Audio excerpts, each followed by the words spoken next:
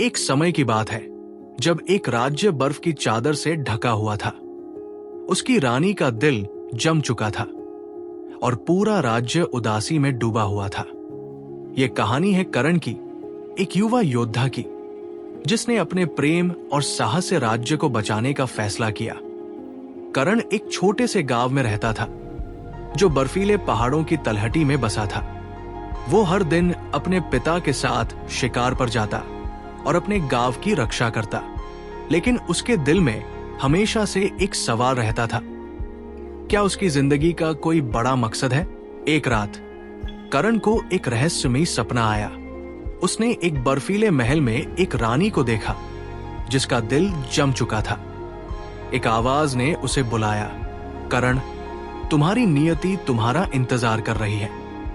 जब करण ने अपने सपने के बारे में गांव वालों को बताया तो उन्होंने उस पर हंसा।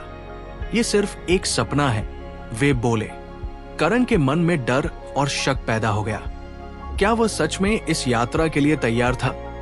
करण ने अपने दिल की सुनी और फैसला किया कि वो इस यात्रा पर निकलेगा। उसने अपना थैला बांधा और अपने गांव को पीछे छोड़ दिया।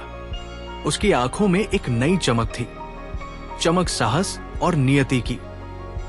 करण की यात्रा आसान नहीं थी।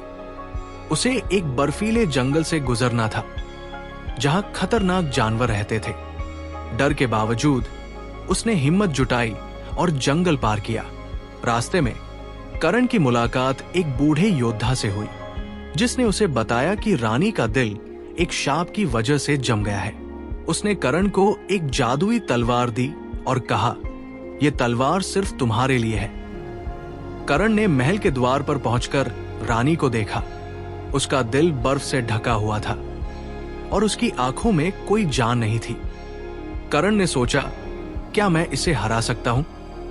करण ने अपने डर को पीछे छोड़ दिया। उसने अपनी तलवार उठाई और रानी के दिल की बर्फ को तोड़ने के लिए आगे बढ़ा। उसकी हिम्मत और जुनून ने उसे अजेय बना दिया। करण ने बर्फ को तोड़ दिया और रानी का दिल फिर से धड़कने लगा।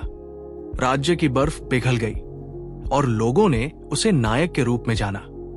लेकिन करण जानता था कि असली जीत उसके डर पर काबू पाने में थी। करण अपने गांव लौटा, लेकिन अब वो एक नए व्यक्ति के रूप में, एक व्यक्ति जो अपनी नियति को जानता था।